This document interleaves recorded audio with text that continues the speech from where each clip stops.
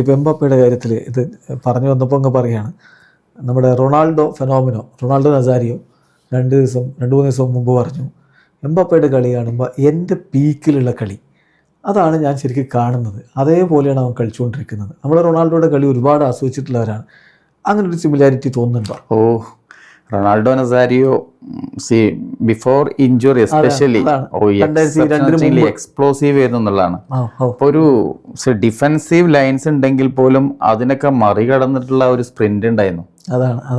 അത് ഏകദേശം അതിനെ അനുസ്മരിക്കുന്ന രീതിയിൽ തന്നെയാണ് എംബാപ്പെ കളിക്കുന്നത്. ഇപ്പോൾ എന്താ പറയാ, അത്രയും വേഗതയും അതേപോലെ ഷോട്ടുകളുടെ കൃത്യത ഒക്കെ നോക്കുകയാണെന്നുണ്ടെങ്കിൽ എനിക്ക് തോന്നുന്ന പക്ഷെ ഒന്നുകൂടി ക്ലിനിക്കലും ഇപ്പോൾ എന്ന് പറയുന്ന ഷോട്ടുകളുടെ കൃത്യത അക്യുറസി ഒക്കെ ഒന്നുകൂടി എംബാപ്പയൊക്കെ കൂടുതലാണ് തോന്നുന്നത്.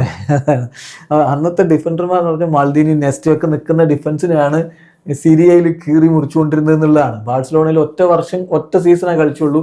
അത് അന്നത്തെ റെക്കോർഡ് ഗോളുകളാണ് അവിടെ നേടിയത്. പിന്നെ പരിക്ക് പറ്റിയതിന് ശേഷമുള്ളതാണ് റയൽ മാഡ്രിഡിലെ കളിയൊക്കെ. എന്നിട്ടും ആള് ഗോൾ അടിച്ചു. 2002 വേൾഡ് കപ്പിലേക്ക് 8 ഗോൾ അടിച്ച് ടോപ്പ് സ്കോറർ ആയതൊക്കെ പരിക്കിന് ശേഷമാണ്.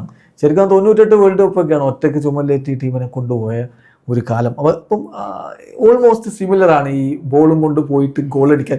1-on-1 സിറ്റുവേഷനിലൊക്കെ റൊണാൾഡോ നസാരിയോ വേറെ ലെവലായിരുന്നു. ഗോൾ കീപ്പറെ കൂടി മറികടന്ന് പോയി ഗോൾ അടിക്കാൻ ഒരു ഹോബിയായിരുന്നു. ഓൾമോസ്റ്റ് അതേപോലെയാണ് എംബാപ്പെ. ഒരു 1-on-1 എഫിഷ്യൻസിയാണ് അതിലെ പ്രത്യേകത അറിഞ്ഞത്. അവരൊക്കെ കളിക്കുന്നതിലുള്ള എഫിഷ്യൻസി, അനാവശ്യമായിട്ട് വേറെയുള്ള ഡ്രിബിളിങ്സ് സംഭവങ്ങളും കാര്യങ്ങളും കൊണ്ടുപോയിട്ട് ഇല്ല.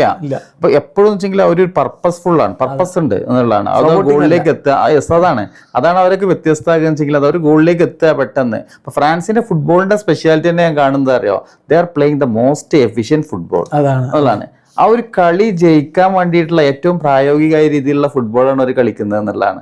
വെറുതെ കുറേ പാസ് കൊടുത്തിട്ട് ടൈം വേസ്റ്റ് ആകാതെ എത്ര പെട്ടെന്നാണ് അവരുടെ ഒരു ഫുട്ബോൾ എന്ന് പറഞ്ഞിട്ടുണ്ടെങ്കിൽ അതാണ് ഒരു സ്പെഷ്യാലിറ്റി.